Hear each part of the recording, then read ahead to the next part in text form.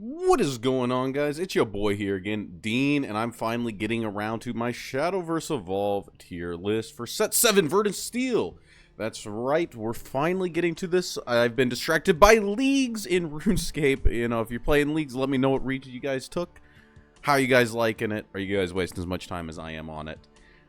And also, you know, with the holiday season coming up, it's been really hard to get people to play test, and I really wanted to hold almost every single deck on this list at least once before kind of giving it my final judgment. So let's get into the tiers real quick. First up, tier 1 is going to be... this is decks that I expect to see topping almost every single tournament. I expect to see this in... pretty much a top 8 if we get to see the top 8 every single time. And almost every single tournament I expect to see them in the top 4. Tier 2 can come up every once in a while. Maybe every like 2 to 3 top cuts that we get to see. But overall, definitely a much lower representation. And tier 3 is like... it's on the radar. You expect to see it. But how do you expect it to do? Really hard to tell.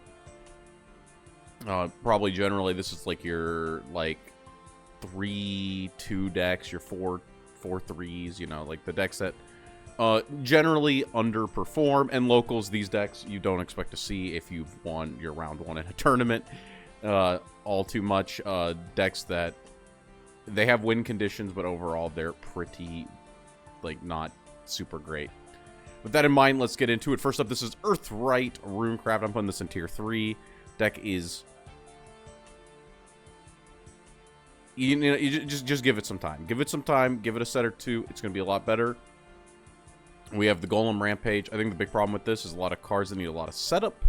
And then outside of the Golem Rampage, cards usually don't deal with board plus push damage too well outside of like a couple single target removal. And in this format, single target removal only generally doesn't get you there.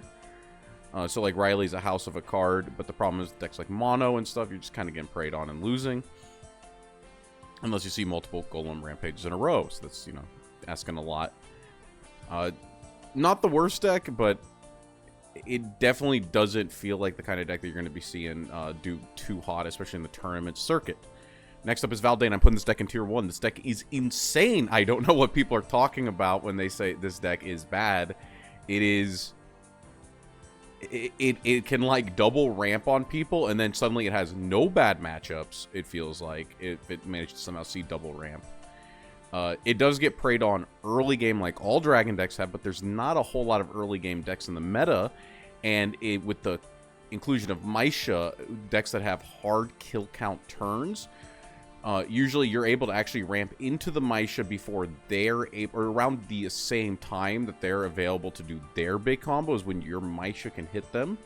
And against the slower decks, you have double to triple Shadow Corrosion, hitting the pass turn button, just draw dropping with the trees. Don't even commit hand to the board in case their win condition is you running out hand. And you just kind of win. It's simple as. This deck is very flexible. It's very powerful. It does have some games that do feel a little bit bad, but overall it does feel like an actual tier 1 deck. Nothing like being at 9 mana when your opponent's at 6, and then slamming down a Maisha for literally 19 damage, and then the Shadow's Corrosion getting an extra 2 to 3 in. Pure Shadow Corrosion with all the Nature shit is awful. You probably don't do that, but with the inclusion of the Maisha, this deck's pretty actually, this deck's insane.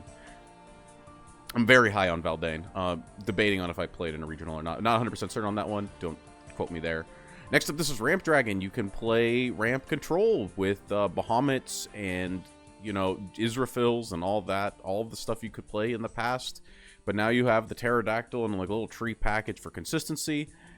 And the deck's still tier 3. You tap out when you do these things, and that's the real problem at the end of the day. Blazing Breath can't answer a Maisha, which could be relevant. But your deck is just slow. Like, what are you going to be playing Urds for the Valdain matchup? What are you going to be including in the deck? It is the big question. But ultimately, a lot of the ramp plays do. You have like a slow startup into tapping out multiple turns in a row and no actual clear win condition. It's kind of the problem with the deck. So I always have to put this in tier 3. It's something you can play, but don't expect to see it. It's almost locals tier, but it can win which is, you know, it's got Forte, it's got Storm damage, so we'll put it in tier 3 for now. Sword! Mature Sword. Sucks. I hate this deck. I have played it a lot. I have the foils for it. Not, you know, trying to work on max raritying it, but I hate this deck. I think it is doo-doo. Too many bad matchups, too slow of a deck, too much startup. And at the end of the day, you got a bunch of the control pieces, but, like, you're not even, like, swinging face until turn 6, it feels like, half of the time. Defensive options being limited to Princess Strike is pretty mid. Mistalina, half the time not dealing damage, and then you having bad matchups into, like, 50 different control decks on top of the fact that you're slow, so you can just randomly die to combo decks as well. I don't like this deck at all. It's really very sad. I think the other problem is that you don't utilize the trees correctly with this deck. You don't really have the option of draw dropping with the trees half the time. Outside of, like, super committal plays like Baleon sacking 2 to buff a card, which means the card has to live, which in my experience is, like, very... I don't know what's going on, dude. I keep fighting control decks. I keep seeing decks that are able to remove the board. So Baleon, remove a 2 trees. That's like a turn 6 or 7 play. Also, if you don't see Baleon early, the deck sucks. Deck is, like, actually unplayable. Desert Pathfinder. You need to have had, like, multiple tree generators. It's just so much setup for a deck that has very minimal payoff. I don't actually understand why this deck is tier 1 in some people's lists. It doesn't feel like a tier 1 deck. And from my understanding at the tournament scene, I don't think it won one of the 4 regionals this weekend. We'll have to see if it got a top 4. I'm not 100% certain on that because I haven't seen the results yet for all those tournaments yet. But yeah, I am not high on this deck, and I think that it is kind of a trap to be playing it, to be honest. This is cool aggro. This deck is still fast. It still has a bunch of lopsided games that are dedicated upon what you draw, and that's the real problem with the deck. But the deck is so fast that it doesn't really matter. It does fill the niche of being one of the fastest decks in the meta. And the real problem is its consistency and dealing with the better control tools that people have. So if the game goes on longer than... Like, in the last format, you could overpower some of the control decks, even in the late turns, but I feel like it's getting to be a little too much to have to do that almost every single round, where decks just start outvaluing in the mid-game. But the deck is still decent, and if you don't want to spend money on this format because the decks look too expensive, Technical are $30, you know, Maisha Evo's being like $7 or something like that, where the format's a little expensive. If you know you're only going to one regional and you're just kind of playing the game casually, just stick with cool for now. It's not that bad. It's not time to upgrade if you don't want to. Next up is Latica. I think this deck's pretty damn good, actually. I don't know how you kill people with it, is the only problem I'm trying to find out. But you have a lot of consistency. You actually utilize the trees, unlike Sword. Latica blowing up their board on the turns that she comes down with the Send a Pack in is huge. Being able to deep draw into it and then grab back the Latica and then set up for another turn. I just don't know where you get the extra, what is it, 7 plus 6, so you're probably doing 13. I don't know where you get the extra 6 to 7 damage, depending on if you double Send a Pack in.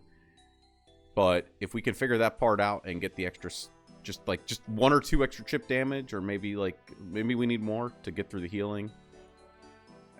Deck is super solid. And I have managed in slower matchups to, like, deep draw almost the entire deck. My opponent board locked themselves on, like, it was like 14 damage on board too. It was quite a bit. And I was able to, like, utilize Nature's Guidance plus, like, the Wispy Woods tree. I don't actually know what it's called off the top of my head. But yeah, it was like a Mock and a Haven player. They board locked themselves using, like, the Iron Knuckle Nun and a bunch of other cards, and I was able to basically draw the entire deck while healing. I think I healed 16 in one turn, and then I healed up again on the following turn, so that the 13 took 4 turns to kill. It was pretty insane, and then I was able to, like, assemble the Latica plus the final pieces to actually kill them. So that kind of proved to me this deck can, in slower matchups, just, like, kind of stall for a minute while it gets its combo pieces. But I still just don't know how you win if your hand gets pressured too much or you just don't see like specific cards. But still, tier 2 deck, very consistent, very powerful. I do like it. And maybe I just need more time with it, and one day it'll be up here in tier 1. Not 100% certain.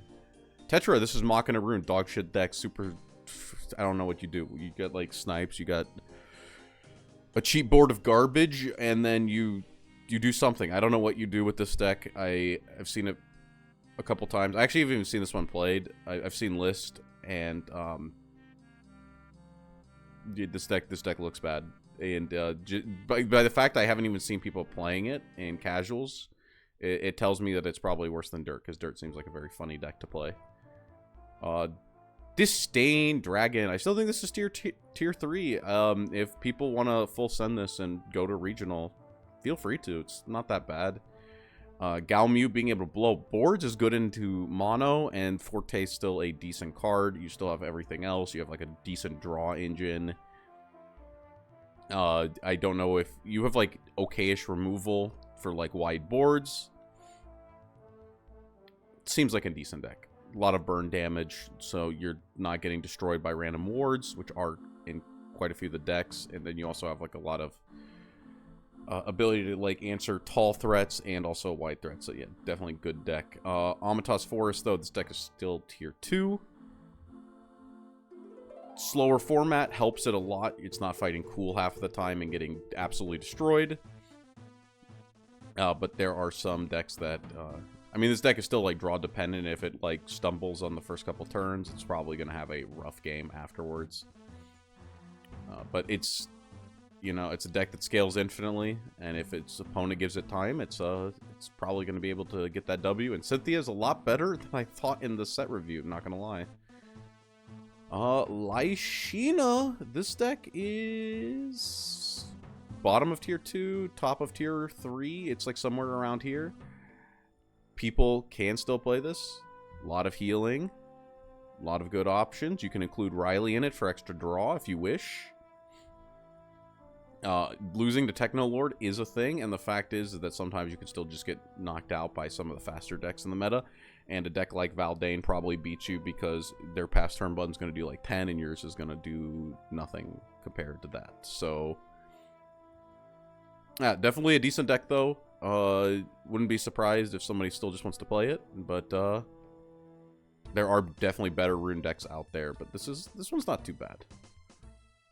Tier 1 is mono. This deck is kind of insane. Little draw dependent. Not really draw dependent, because I feel the timing for it's a little slow.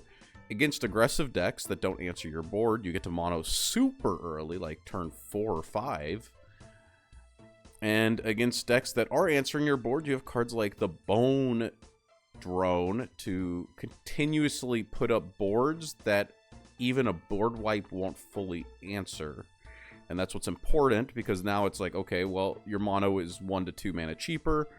You shove up a couple bone drones, or you shove up a couple assembly droids, you do the mono evo, you get in like 11 damage or so. And you have this fat board. The problems with it are, and the reason I can see some people putting in tier 2, is it doesn't deal, like, your big combo turns don't really deal with your opponent's boards too well. Half of the time, you're just like putting up a bunch of guys, maybe killing your opponent, maybe not, and that's like the only real problem. But you have a lot of options in the way you build it. You can put Gensetsu in, which I don't fully agree with, because it, like, how do you ever mono again after you play the Gensetsu? Your opponent just leaves the fox alive half of the time and then kills the Gensetsu, and then how do you fully get in there? But it is a nice follow-up after the mono turn, I guess. I'm just not 100% sold on the Gensetsu in the deck. But it is super resilient. It's super strong. Kills you out of nowhere. It's very difficult to answer the board turn after turn after turn. And I do see why people rated it so highly. It's definitely a pretty strong deck. Pretty solid option. Next up is Beauty and the Beast. This deck is terrible. You can get a huge Beauty and the Beast now. You can get it pretty fast. Get the tokens really fast. The problem is it's a win condition that if your opponent has like a single ward in their deck, you probably have lost. Beauty and the Beast is like a turn 7 play, I believe. It's like 6+1. And then it just kind of sits there. They have to not have Viridian Magna. They have to not have a ward. It just takes so much for this deck to, like, win. When it wins, it wins. But when it loses, it loses. And that's why it's kind of going to the local tier. I don't think this deck is... I think you'd be hard-pressed to win, like, 3 games in a 7-round regional with this deck, to be honest. But at locals, you never really care. It's usually 3 rounds, and you just kind of play whatever. Next up is Control Abyss. I hate this deck. I hate this deck a lot. I think this deck is slow. It goes in tier 2 because it keeps preying on players who play into its cards. It's very lopsided mana curve on what it does. Not a whole lot of win conditions outside of, like, put down big guy weight, kind of like Dragon. But the difference is with the hand rip, it can randomly cripple people depending on what their draw engine's like and what they're playing. It does well. It keeps putting up results, but I still hate this deck, and I will do my best every regional to not lose to it and prove that I am right, but then that's really all I can do. The only thing I can do is put this thing in tier 2 and say I will probably not lose to this. But, you know, if you bring this to a tournament, you probably do pretty well because you're going to be fighting random stuff and you're going to be hand-ripping their key cards, and they might, like, randomly play into things like your... What is it? The Silent Purge? Yeah, like, by the way, if you find this thing and you're playing Viridian Magna and you have to, like, Viridian Magna Roll Knight or something, yeah, just don't revive the Viridian Magna. I've seen people do that. And then they get Silent Purge, and it's like they lost a tree on the board, they lost a card in the hand, and then they lose. It's all about how you approach the matchup and just not playing in their cards, and then you can probably win this matchup. It's a very slow deck, very, very clunky deck, to be honest, as well. Even with all of the improvements, it still doesn't really play until turn 6 onward. Next up, tier 1, Lemonia. This deck's insane. You have a bunch of different ways you can do this. You can do aggro. I know I had the Flaming Glass deck. It's a funny, haha deck. But you can also, instead of Flaming Glass, you can do like Wilbur with Lapis, the Seraph card. Just get massive board. Triple Kaide, triple Lapis. That's like a build you can do. Some people just do the Kaides. No Wilberts. Some people don't play the Lapis. They just go for a more aggressive build with the hand generation of the Father Refinement. It's a little clunkier than some of the other top decks, but it is getting the one-sided board wipe with the Lemonia as early as turn 5 is crippling for a lot of decks to try to get through. Actually, as early as turn 4. And then just like the amount of stats that you generate, having access to Banish, a very powerful keyword that's really only locked to your archetype, is also big. Yeah, this deck is kind of insane. And Robo Falcon makes you one of the best aggressive decks in the format. There's a lot of decks that just fold if you open like 1-drop like Gunner into like a Falcon, maybe even 2 Falcons sometimes. You can just solo an entire game off of that, which is pretty unique. If your opponent open like, you know, with a somewhat slow hand or like somewhat bricky hand. And then like, you know, the longer games, you do have a lot of control pieces, so I think this is a tier 1 deck. I think that you're sleeping on this if you think it's not. Very good, very powerful. I'm very excited to see that Lemonia, one of my favorite cards in Digital, gets to put in results, and maybe I'm going to be rocking her sleeves. Who knows? Next up, this is Mello Aggro Dragon. Yeah, this is a deck, by the way. You know, this was on the tier list. It is, we got some, like, 1-drop that evoed. That's, like, the only new card the deck plays half of the time, is this 1-drop that evos for 1, and then gives a card on your board +1/+1. It makes your cards, like, dodge a lot of removal that otherwise would normally kill them, and then you just play Turbo Aggro Jerry, you play Fortes, and you just try to win with those aggressive dragon cards. This deck is actually... This deck might be better than Sword. No, it's not better than Sword, but it's not that bad.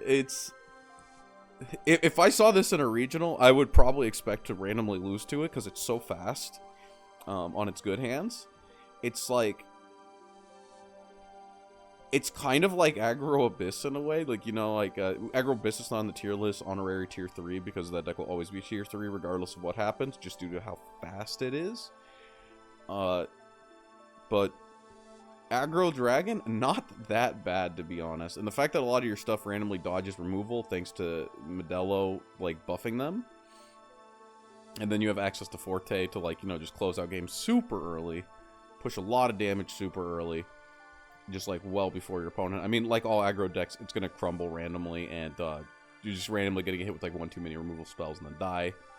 But not that bad, and I could see you winning a few games, and, you know, smaller regional. Who knows, maybe you get there with, like, a 4-1 record. You know what doesn't need a 4-1 record? Is Kuan. Kuan is still the best deck, let's be honest.